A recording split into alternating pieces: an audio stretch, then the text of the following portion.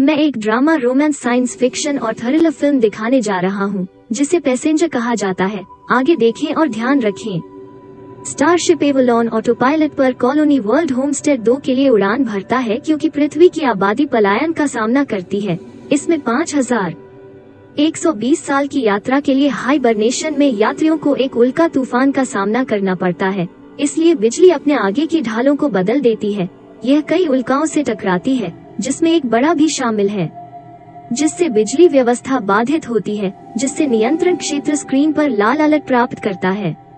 सब कुछ एक मैकेनिकल इंजीनियर के रूप में लौटता है। जिम प्रेस्टन अपने पॉड में अपने ठिकाने के बारे में भ्रमित होकर उठता है। जिम को आश्वस्त करने के लिए उसके सामने एक स्क्रीन दिखाई देती है कि सब कुछ ठीक है और भ्रम हाइबरनेशन के बाद का हिस्सा है। आवाज उसे सूचित करती है कि वो 120 साल से हाइबरनेट है। जिम याद करते हैं यात्रा की प्रकृति और यह सुनकर खुशी हुई कि वे जिम के कुछ ही समय बाद रियासत के करीब हैं अपने निजी कमरे में बसने के लिए और अगले दिनों की तैयारी के लिए वो एक व्याख्यान की तैयारी के लिए तैयार होता है। लेकिन उसे पता चलता है कि 5000 यात्रियों के अलावा कोई और नहीं है। जहाज में 258 चालक दल के सदस्य हैं, लेकिन कोई भी जिम के आसपास नहीं है। जहाज का मुख्य क्षेत्र अभी भी यह पता लगाने की कोशिश कर रहा है कि हर कोई कहाँ है, लेकिन कोई फायदा नहीं हुआ। इसके बजाय वो वेधशाला में जाता है जहाँ एक आवाज उसे दिखाती है कि वे घर से कितनी दूर हैं। यात्रा जिम जागो 90 साल जल्दी जिम यात्रा के प्रभारी कंपनी को एक संदेश भेजने के लिए एक कार्यालय पाता है जहां वह बताता है कि वो केवल एक ही जाग रहा है। हालांकि संदेश 19 साल बाद पृथ्वी पर आएगा और जल्द से जल्द उत्तर में 55 साल लग सकते हैं। वो बिंदु जिम निराशाजनक महसूस करता है क्योंकि उसे नहीं पता कि वहां से अपना जीवन कैसे व्यतीत करना है। क्योंकि वो कार्यालय से बाहर निकलता है, जिम बार में किसी को नोटिस करता है। वो बारटेंडर को आथा करने के लिए जल्दी से दौड़ता है जो उसे सह के रूप में विस्की प्रदान करता है। एनवर्स जिम ने आथा के अजीब व्यवहार को नोटिस किया और महसूस किया कि वो सिर्फ एक रोबोट है जो यह महसूस करता है कि वो अपने स्वयं के जिम पर है। जहाज के मैनुअल को ढूंढता है जो उसे जहाज पर अपने प्रवास को नेविगेट करने में मदद कर सकता है। वो खुद को हाइबरनेशन पर वापस रखने का प्रयास करता है, लेकिन विफल रहता है कि उसका रिस्टबैंड भी उसकी पहुंच को सीमित कर देता है जहाज, इसलिए वो खुद को क्रू पॉड्स में मदद मांगने के लिए मजबूर करने की कोशिश करता है।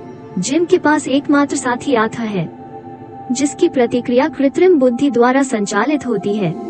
जबकि रोबोट ने आथा को अपनी चिंताओं को व्यक्त करते हुए कहा कि चिंता करने से कोई फर्क नहीं पड़ेगा, इसके बजाय उसे चाहिए थोड़ा जीना। एक चांदी का अस्तर जिम के ऊपर से गुजरता है, इसलिए वो जहाज के अनन्य क्षेत्र में टूट जाता है और इसकी शानदार सुविधाओं का लाभ उठाता है। वो अगले महीने असीमित भोजन और मनोरंजन के साथ एक सुंदर स्वीट में बिताता है। 1 साल बाद भी जिम खुद को दुखी और अकेला पाता है। बोरियत वो एक कमरे में प्रवेश करता है जहां यात्री स्पेस सूट पहन सकते हैं और बाहर जा सकते हैं, जबकि जहाज से बंधे हुए जिम देखता है अंतरिक्ष और विस्मय, लेकिन यह उसे उसके दुख की याद दिलाता है और साथ ही वो बिना किसी अंतरिक्ष शूट के जहाज को खोलकर अपनी जान लेने का विचार करता है।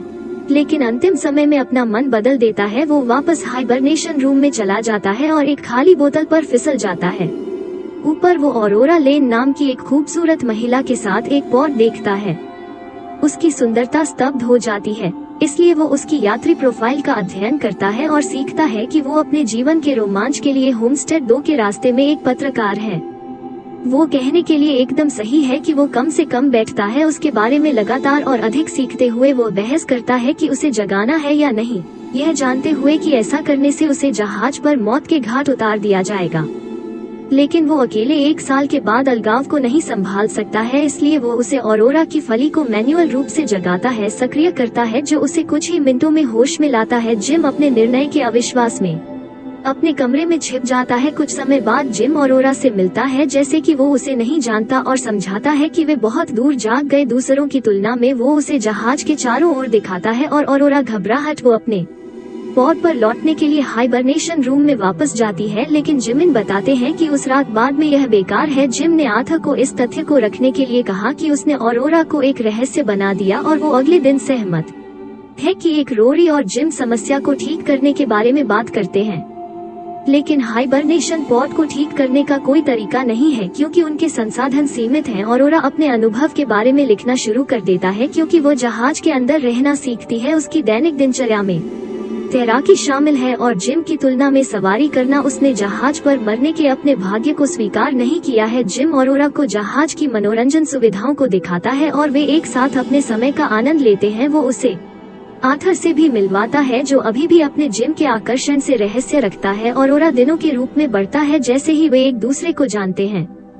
जिम अरोरा को डेट के लिए बाहर जाने के लिए कहता है और वह उस रात को स्वीकार करती है कि दोनों औपचारिक रूप से तैयार होते हैं और रात के खाने के बाद बाहर जाते हैं।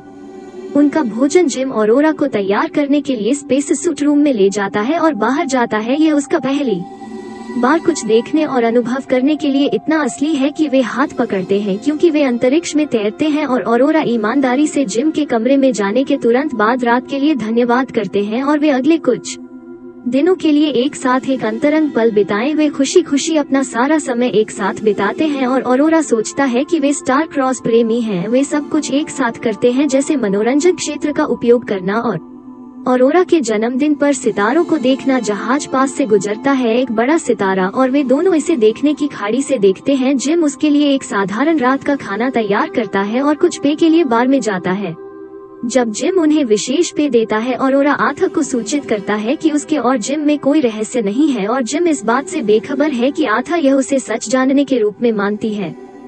जबकि जिम बाथरूम में अरोरा आर्थर टिप्पणियों के लिए अपना उपहार तैयार करने के लिए है कि जिम को चुनना बुद्धिमानी थी। उसे जगाने के लिए चीजें उखड़ने लगती हैं क्योंकि अरोरा को पता चलता है कि वो दुर्घटना से नहीं उठी। वो उग्र और तबाह हो गई और उसने बात करने से इनकार कर दिया या यहाँ तक कि उसी कमरे में जिम के साथ रहने से इनकार कर दिया और वह व्यक्त करने के लिए एक अलग कमरे में वस्तुओं को तोड़ दिया और तोड़ दिया अगले दिनों के लिए उसका गुस्सा। जिम अकेला है जबकि अरोरा खुद को अलग करता है। वो हर कीमत पर जिम से बचती है चाहे वो अपने रिश्ते को फिर से जगाने की कितनी भी कोशिश कर ले।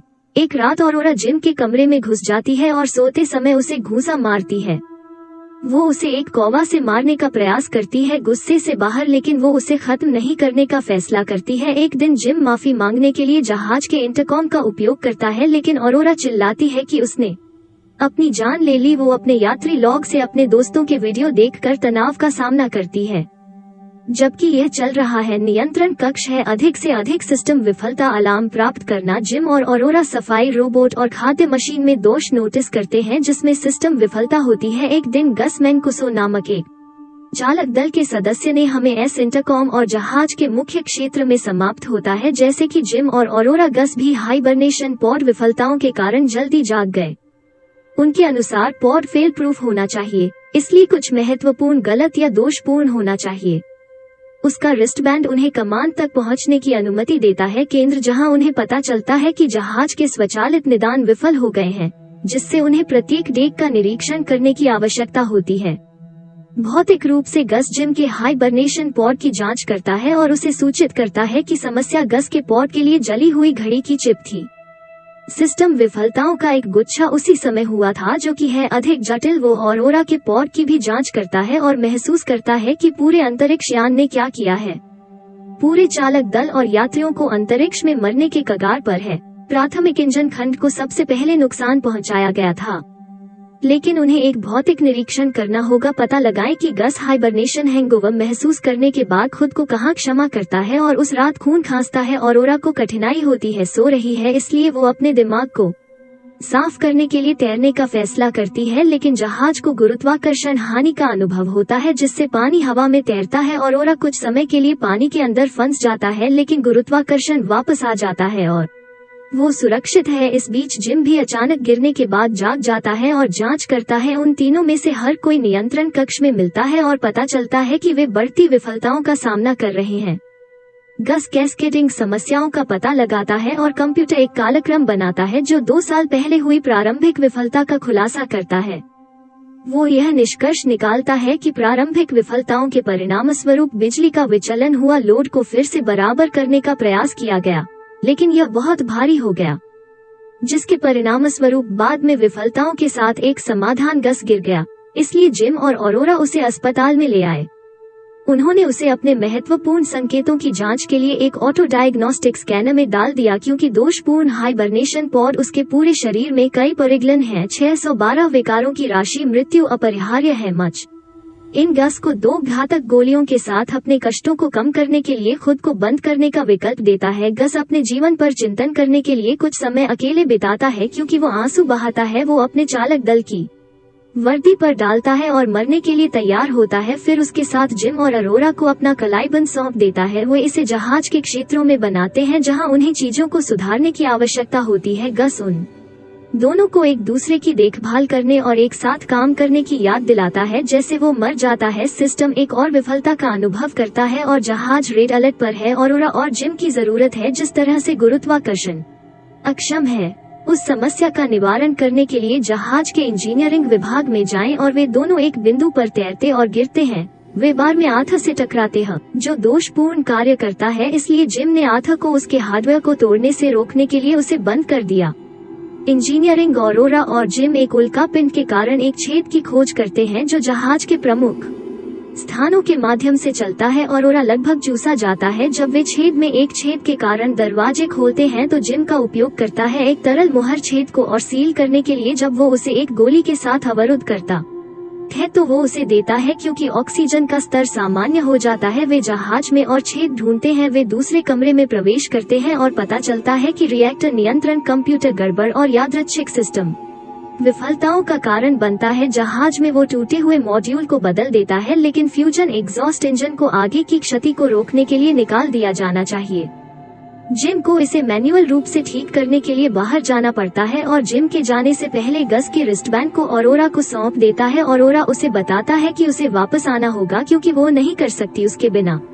जहाज पर रहते हैं जबकि एग्जॉस्ट रूम में अरोरा को उड़ने वाले छर्रों से चोट लग जाती है क्योंकि तापमान अंदर बढ़ जाता है। दूसरी ओर जिम एग्जॉस्ट पैसेज में चला जाता है, लेकिन वेंट तब तक खुला नहीं रहेगा जब तक कि वो इसे नहीं रखता। जिम को रहना है जहां उसे मैनुअल वेंट काम करना है जिसमें उसकी ओर से जोखिम शामिल है। अरोरा रेडियो पर जिम के साथ लड़ता है, उसे खोने के लिए नहीं, लेकिन वो उसे लीवर खींचने के लिए मजबूर करता है। अन्य यात्रियों की तरह दबाव जिम को निकास मार्ग से बाहर धकेलता है और उसका टीथ टूट जाता है जो उसे अपने स्पेस सूट में एक छेद खोजने के तुरंत बाद अंतरिक्ष में स्वतंत्र रूप से छोड़ देता है जो उसकी ऑक्सीजन को एक महत्वपूर्ण स्तर पर रखता है। अरोरा यह सुनकर खुश होता है कि वो जीवित है, लेकिन वे एक और समस्या का सामना करते हैं।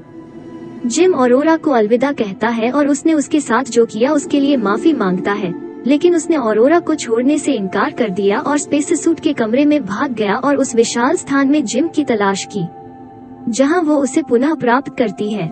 लेकिन जिम ऑक्सीजन की कमी के कारण बेहोश है, अभी भी उसे अंदर घसीटता है और उसे बचाने के प्रयास में उसे अस्पताल में लाता है। दुर्भाग्य से ऑटो कुत्ता घोषणा करता है कि जिम मर चुका है, लेकिन अरोरा अभी भी अपने ओवरराइड कोड में गस के रिस्टबैंड के उपयोग के साथ इसे अस्वीकार्य पाता है। अरोरा जिम को पुनर्जीवित करने के लिए कई प्रक्रियाओं का चयन करता है, लेकिन वो कुछ समय बाद जिम के जीवन में वापस आने के बाद अनुत्तरदायी रहता है और प्रक्रिया सफल होती है। अरोरा उसे खुशी और राहत से चूमता है और वे गले लगाते हैं। एक दूसरे दिन बीत जाते हैं और जहाज सामान्य अरोरा में वापस चला जाता है और आथा को ठीक करता है और अपने हार्डवेयर को फिर से छूता है। जबकि जिम ऑटो डॉक का अध्ययन करता है, वो अरोरा को बताता है कि डिवाइस का इस्तेमाल उसे वापस अस्पताल में हाइबरनेशन में रखने के लिए किया जा सकता है, लेकिन उसने मना कर दिया कि केवल एक ऑटो है गोदी और वो नहीं चाहती कि जिम फिर से अकेला रहे।